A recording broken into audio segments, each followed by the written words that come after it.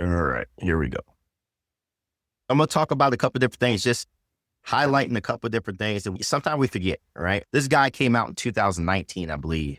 And the creator of the guy is one of the attorneys, David Jones at Texas Realtors. If you ever go to any type of meetings at Texas Realtors, he's the legal counsel for all things concerning Texas real estate or Texas Realtors in Austin. He came out with this guide to clarify things inside the 1 to 4 family contract that were just like, wasn't clear, was foggy. One of the things that he came out with was about, hey, really explaining what the effective date really is. So page nine, the executed date. So he's talking about this date and what makes this an effective date. So if you go back to the paragraph over here, it says, okay, look, the contract comes effective. The date put in here, if you put a date today, being today is the 9th day of May, 2025. This date is considered day 0.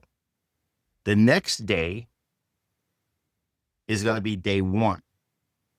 And he clarifies that. Now, there's a couple other things he talks about. The effective date is the most crucial date in the contract because it's the date the contract is binding with all parties to the agreed upon terms. It's the date from which performance periods within the contract are measured. Goes on to say the effective date is the date, the final acceptance. Now, here's what we're going to have a conversation about. Final acceptance means the day the last party to accept, sign the contract, communicates that this is acceptance to the other party or that the party agent. In a typical transaction, buyer sends an offer to seller accepts the offer. They must communicate their acceptance of the contracts to the buyer. The date the communication occurs is the date the broker fills in the effective date. Agents can confer with one another to ensure the proper effective date is written. Now I'm going to come back to this portion of it. If you've been doing this for a little while, you're going to find out that sometimes you go back and forth a couple different times. And in that back and forth process, you're getting initials, trying to get price terms and conditions agreed upon. And the last agent could get something signed by their parties May 8th. Okay. But the agent wakes up in the morning and they execute it on May 9th. We've been here before with the effective date. Timestamps with digital evidence, all parties agreed on May 8th.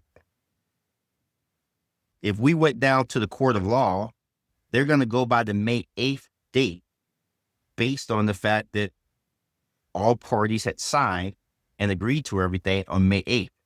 Just because the agent puts May 9th here doesn't make it right. Does everybody understand that? That has to be with the option period, correct? Like, for example, the date, because it will start counting for the option. So it has to be the correct date. I think you're saying the option period coincides with the May 8th date, not the May 9th. Yes, that's my question. Correct. So that would be one date already gone. Yes. We've been in situations where we get down to what is the effective date? And the reason I'm having this conversation is because a lot of times people don't understand the effective date based on the attorney says the final acceptance means that the last party accepts to sign the contract and communicates the acceptance of the other party or that party's agent. Okay. The final acceptance, and I've unfortunately been in a potential lawsuit with this, we found in that scenario where parties accepted on one day and they could prove it with digital signatures because they were timestamped, and an agent put the next date. When it came down to it, the date that was digitally signed where everybody accepted was the final accepted terms. it was on that date, not the date the agent puts in this paragraph. Okay? So then the date begins when the last person signed it or communicated acceptance. You're correct. The last party that had the contract or all price, terms, and conditions, yes, that's the actual date. If you got down to a court of law, they're going to look at that. Just because the agent woke up the next day and then they wrote in the 9th of May doesn't make it right. The agent should have put the 8th of May because everybody digitally signed on the 8th of May. That agent should have put 8th of May and then send it out to title, lender, and all parties based on the effective date being the 8th of May. If you get down to the court of law, they're going to look at the dates that both parties assigned and accepted if all terms, price, condition, everything was accepted. 95% of agents do not know this. When you're facilitating and orchestrating this whole thing, I just had a situation yesterday. The reason I'm talking about this even more so because the agent had texted me, hey, we're going to send stuff to title. I was like, I haven't got the executed contract yet. You guys didn't execute it, send it back to me. All right. Because I want to see what they put on that date. They sent it to me yesterday, but everybody had agreed to sign and accepted it on the 7th. But I didn't receive it until the 8th. The agent put the 8th. Now, since I'm on the selling side, what do I do? Because everything was going back and forth on the 6th. And then on the 7th, we finally got buyer, seller, and everybody to sign. She thinks she sent it to me on the 7th. She didn't. I'm like, where's it at? I need it. And then when she sends it over to me, she executes it the next day. So you're going to have these situations. If it comes down to an issue, there's no problem until there's a problem. And so I keep mental note of that. I didn't say nothing to her yesterday, but in my mind, I know all parties really accepted. The final acceptance was on the different date. All right. So things like that, little small nuances like that is just people don't think about. And this is the reason why they came out with this pamphlet. Now, they're telling you in this pamphlet and this guideline says, hey, you should put the date of final acceptance. But the truth of the matter is that people don't always do that. They'll do it the next day. Everybody with me? All right, let's keep on going. This talks about how to calculate deadlines. Most periods of performance in the 1 to 4 family contract are written in X days after the effective date. This means day 1, the performance periods would be the first day after the effective date. The effective date should be considered day 0. So in regards to what Sonia was saying, day 0 will be day of, and then day 1 starts to count for the next day. Okay, property. Paragraph 2 of the contract defines what property the seller is selling to the buyer according to the contract. The seller is conveying land, improvements, and accessories. Remember, this guide came out before the changes, but it's still effective. So they're defining in paragraph 2 what is property. And it talks about we got to have the legal address. It goes in and says, okay, anything permanently installed to the house. I think I've told the story a million times where I had this pergola. I went to a listing appointment. The seller told me, hey, I'm taking my pergola. It was from Walmart, one of those little Walmart pergolas and whatever, right? Made out of that forward plastic stuff. He said, hey, I'm taking my pergola with me. I said, okay. All right. Excited to get the listing. Not thinking like a listing agent, just because I'm excited to get the listing. I didn't notice that pergola was bolted into the concrete to the earth. Then think about it. At closing, guess what he did? He took the pergola. The buyer's agent sends me a picture of where the bolts used to be in the concrete and say, hey, where's my buyer's pergola? I instantly, at that point in time, thought about the conversation the seller told me. Hey, I'm taking my pergola. I couldn't go to the seller and say, okay, hey man, where's the pergola? Because he had told me I'm taking my pergola. Guess who ended up buying a Walmart pergola for the buyer? Yours truly. Okay. So I say that to prevent this from happening to you. If anything's permanently affixed to the house, you need to clarify in writing if the seller's taking it based on it's supposed to stay with the house. Now, anything loose, it could be totally opposite. Anything loose, not affixed to the property, is considered personal property. Okay.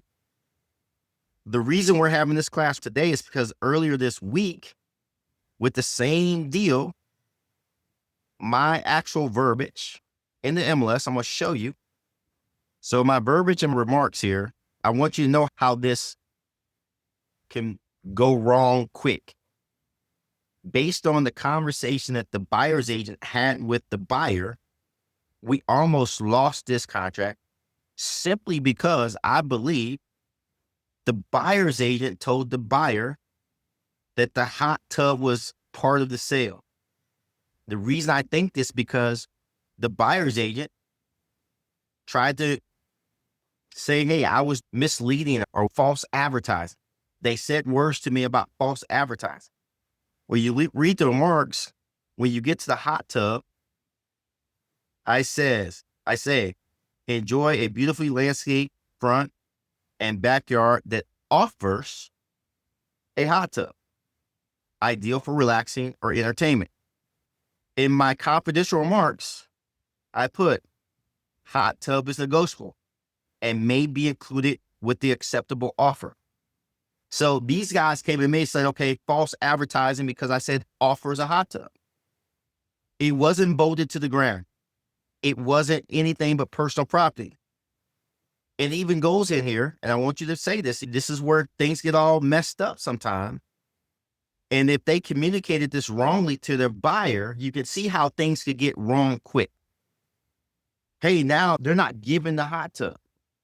And that's what ended up happening. I said, hey, no, Mr. Buyer's agent, I never told you I was giving you the hot tub. I told you that the property offers a hot tub, and they even told you in confidential remarks, hot tub is negotiable based on acceptable offer. Okay. If you look at this and go into the deep, he said, with the MLS, you advertise. You're going to find out any personal property a seller intends to convey, such as refrigerator listed MLS, must be included in the contract to be binding on the seller. A seller's personal property can be conveyed using the non-realty items addendum, whatever case would be.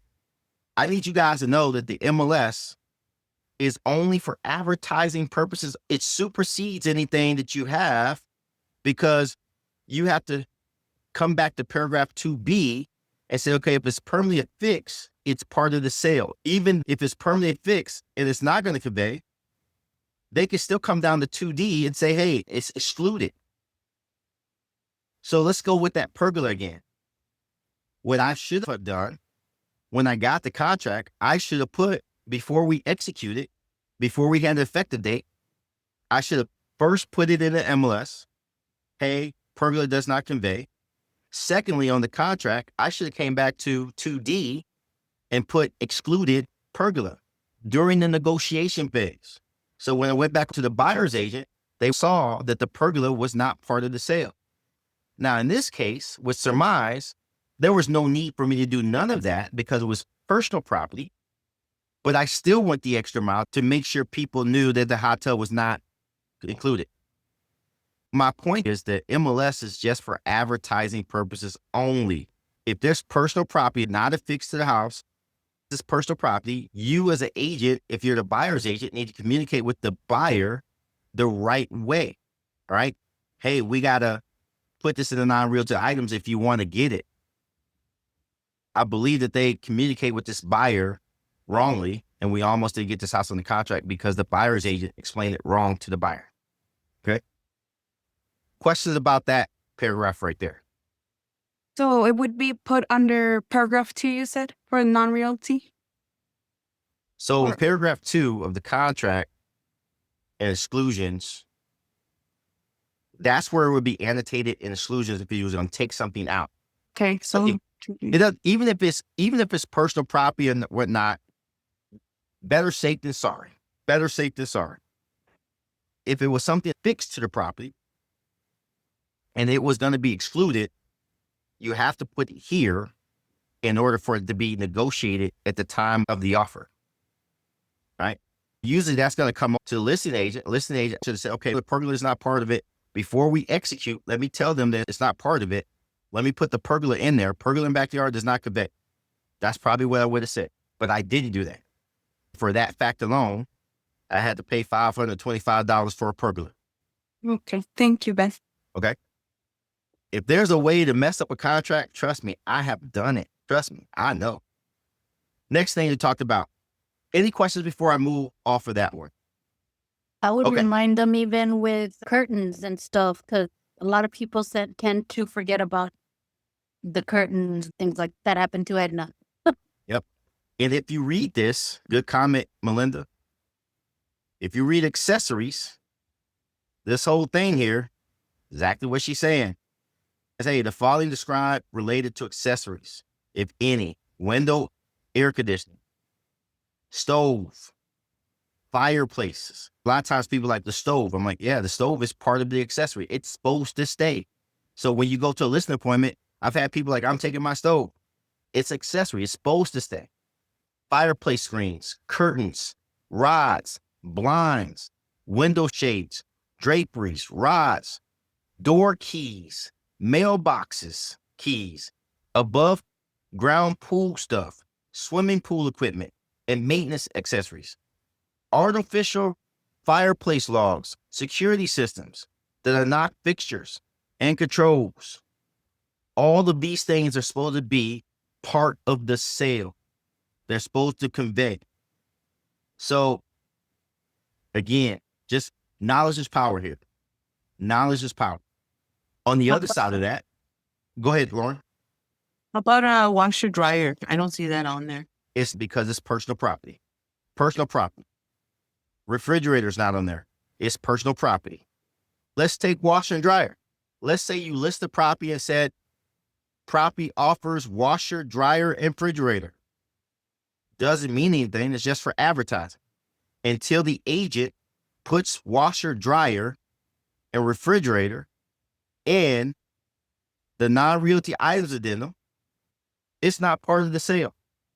Even though you read it, even though you see it in the MLS, it's only for advertising purposes. So if you was listing a property, you want to put washer, dryer, refrigerator, hot tub, anything, this personal property, you could put it there.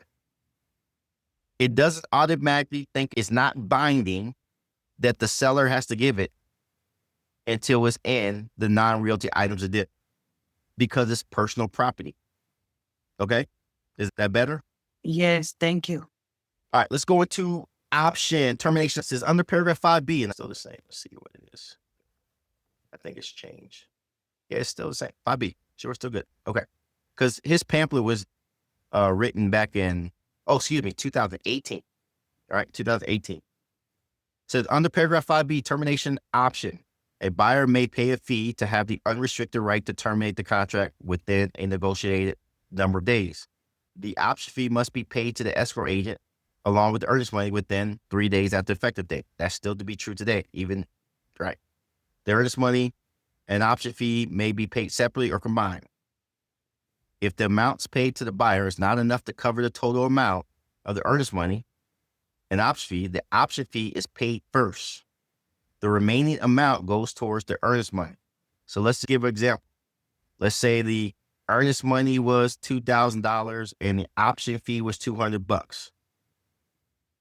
The buyer goes down to the escrow office and turns in a $2,000 check. Of that $2,000, the first $200 is going to go towards the option fee, meaning there's only $1,800 going towards earnest. The earnest money is short. And all things that come with earnest money being short is at risk. So any money turned in on the transaction, it goes towards the option fee first, if there's an option fee. Okay. Any questions about that one? Okay, good. Now, if the earnest money is short, the seller can terminate the contract based on not receiving the full amount of the earnest money. Okay. Now, if the last day to deliver earnest money option fee falls on Saturday, Sunday, or legal holiday, the deadline automatically extends to the end of the next day that's not a Saturday, Sunday, or legal holiday. However, these days are still counted to determine the 3-day deadline. For example, if the effective date is on Friday, then Saturday is day 1, Sunday is day 2, and Monday is day 3, the earnest money and option fee would be due on Monday. The deadline is only extended if the day 3 falls on a Saturday, Sunday, or legal holiday. If no option fee is listed on the contract, or if buyer fails to pay the option fee within the 3 days, the buyer would not have the right to terminate the contract under the option provisions. The buyer right to terminate the contract ends on the last day of the option period at 5 p.m. This is the only one that has 5 p.m. Option ends at 5 p.m. of that day. This is the only deadline in the entire contract that actually has a time of day performance. For all other deadlines, it's always 11:59 p.m. So it says here, the buyer is not in default of the contract for failure to pay option fee. If the buyer don't pay it, doesn't mean they're in default. The only penalty is they no longer have an option to terminate. You have situations where they didn't pay the option fee. That doesn't mean the buyer's in default. I get asked this question all the time. The buyer didn't pay the option fee. They're not in default. That just means they don't have the option to terminate. That's all it means. Let's go into the next one. It says how the termination option works with repairs and amendments. In 7D, it outlines, I think it's still 7D. Let me go back and check. Let's go to 7. Is it still 7D? Acceptance of the property as is means the present condition of the property with any and all defects and without warranty except for the warranties of title and the warranties in this contract. Buyer's agreement to accept the property as is under paragraph 7D1 or 2 does not preclude the buyer from inspecting the property under 7A, from negotiating repairs or treatments and subsequent amendment, or from terminating the contract during the option period, if any. And it starts talking about it. So the reason this is here is because sometimes when you work with buyers, they're going to say, okay, hey, look, in this paragraph here, they're going to try and get you to check off 2. And most buyers are going to try to say, subject, you don't need that because of the writing in 7D. You're saying, hey, Mr. Buyer, you're buying the property as is. It allows you to do the inspection. It allows you to ask for repairs or remedies or treatments or whatever. You're buying the property as is, but you're still able in the contract to do inspections, request repairs, request treatments. You don't need to write in there subject to inspections and paragraph 7D2. Okay? So keep that in mind. Let's see here. I think I covered everything here. I want to make sure I'm getting everything right. It says the buyer can request repairs by sending an amendment. If the seller don't agree to the buyer's request for repairs, the buyers can use their termination option to terminate the contract. Of course, the buyers could continue with the purchase as is or negotiate other concessions agreeable to the seller. They should not wait until the end of the option period to send a repair request. Sending an amendment right before the deadline doesn't leave time enough to go back and forth on negotiations or get estimates for repairs. You want to do it as soon as possible, because if you want to get the estimates, you got to give some people some time to make decisions, right? If you do get in situations where you're getting close to that, and you're still trying to do your discovery and whatnot for if they're going to ask for repairs, you can request for extension. It doesn't mean the seller's got to give it to you. They can say no. And if the seller says no, or the listing agent doesn't respond to you, because this is the biggest problem, the listing agent don't respond, or the listing agent tells you, hey, my seller is thinking about it, all timelines are still in effect until you get an extension for that. Now, we've been in situations before, we've had agents go off the text message of an agent saying, hey, we're getting estimate for repairs. My sellers get estimate for repairs. That's the oldest trick in the book, to let the option period expire. And now the buyer wants to back out and get their earnest money back. Guess whose fault that is? It's the agent's. And it's also considered negligence. If you really get into the whole dialogue of what this is about, it's also considered negligence on the agent not doing their job right. Because the agent should have came to that buyer and said, hey, look, we need to terminate. If you're not getting what you want, or whatever case would be, I need to terminate in order to get your earnest money back. Or, hey, the agent should say, hey, if we go past the termination date, then you've lost your earnest money. Do you understand that, Mr. Buyer? And that's the buyer agent's responsibility to the buyer to tell him that. Oftentimes when I get to the wire, I teach, I think if you've been in my classes, when I do a buyer or offer for a buyer, at the same time I do an offer for a buyer, I do a termination too. The same time we do the offer. Because in the event we get down to the last day and we don't have what the buyer wants, needs, and desires, they're ready to terminate, I don't want to spend time getting their signatures on the termination. I want to have it ready so I can pull the trigger at any time I need to in order to make sure I protect their earnest money. So that's just a practice I teach. I think you should adopt it. Anytime you do an offer on a property, hey, Mr. Buyer, let me get you to sign this termination just in case we need it. Okay? And I explain to them why. A lot of times they're like, oh, why are you doing that? Hey, Mr. Buyer, protect your earnest money. If we get down to negotiations and we don't really have everything we really want, I'd rather have this termination to send over to the listing agent rather going to try and track you down and get you to sign something. Let me just get it right now. I won't ever send this termination unless you give me permission. Usually when we get down to the wire of things like that and what has happened in the past, I'll have a text message or something in writing, say, hey, look, I'm sending the termination. Are you okay with that? And I get them to say yes. Bam, I sent it. Okay. Hey, we're down to the wire. I got the termination. Do you want me to send it? If we go past the option period, you're subject to use your earnest money. Do you understand that, Mr. Buyer? Yes. I get this stuff in writing, so I make sure I'm clear. I got my ass covered. Okay. So that's what that's all about. Hey, Ben, Yes. the termination doesn't have to be dated, or do you date it like the date that the option period ends?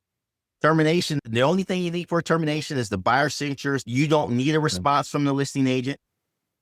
You don't need anything from anyone whatsoever to terminate. The actual form only has a signature for the buyer, and the buyer only. Oh, I think, Melinda, do we sign it too? I think we signed it too. Let me look it up real quick. Let's go back. You don't need any type of signature from anyone else except for the buyer. I don't remember if we got to sign it, but I think we only need the buyer. Let me go back here. I just wondered if the termination was only effective the date that they signed. No. Let me talk about this one real quick. I'm still looking for termination, but I want to talk about this one. You put in the offer and now it goes over, but you want to withdraw it for your buyer. This is the form you're going to use here. This is the official form. Notice of withdrawal from offer. There's an actual form for this, and you have your buyer sign. So, for example, you send an offer and then you don't hear back from the seller. Do we have to send that form after 3 days, or after 3 days it basically expires? What is the business practice for your offer? There's nothing saying you have to send it. I would go under the mind of, at what point do your buyer don't want to mess around with somebody that's not going to respond back? There's no 3 days into that whatsoever. Let's say you send something over, you don't get a response back, and your buyer wants to move on to something. It's a safe practice. It's best to send that form over, because let's just say you don't hear from them for a week, and all of a sudden they just send that offer back, executed a week later. Your buyer's on the contract. So it's best to just send it if they want to move on. Correct. Thank you. Did I miss the termination of? It's just the buyer, Ben. You pulled it up? What's the Yeah. name of the form? It's track number 38-8, notice of buyer's termination. It's the of very contract. first one. Look at that. It's the very first one. Oh my goodness. All right. Yeah. Only one needs to sign this is just the buyer, as you see that. You guys can still see my screen, right? Yes, we can see it. So in this regard, it would be checked off as probably unrestricted right. These are the different categories that falls in this preview, but it's only signed by the buyer. Thanks, Melinda. Appreciate it. All right, let's go back over to the other thing here. Okay, so we're back here. It says, what can realtors write in paragraph 11? So the Real Estate License Act, the Realtor Code of Ethics, prevent any unauthorized practice of law unless a licensee practicing attorney. So in short, you shouldn't be putting anything but what is a factual statement or a business detail and a language that could be considered, it says special provisions provides instructions only for factual statements and business details. So you got to determine what is unauthorized and what's factual. That's when we always say, okay, hey, look, don't really use special provisions. And if you do use it, let me know. Now it goes on to say, here's the catch. Read this right here. This is where we start to have the conversations. This is where all the meat goes into. If a client wants or needs a special term written into their contract that affects the rights, obligations, or remedies of the parties, the agent or broker should follow these steps. Advise the client in writing to consult legal counsel. Have the client provide written instructions that include the exact language to be inserted into the special provisions. Insert only the exact language provided by the client. You have a client that's just saying, I want this in special provisions. Hey, I advise you to talk to an attorney. Mr. Client, what exactly do you want in special provisions? They send the exact verbiage that they want in special provisions. Send it to you by email.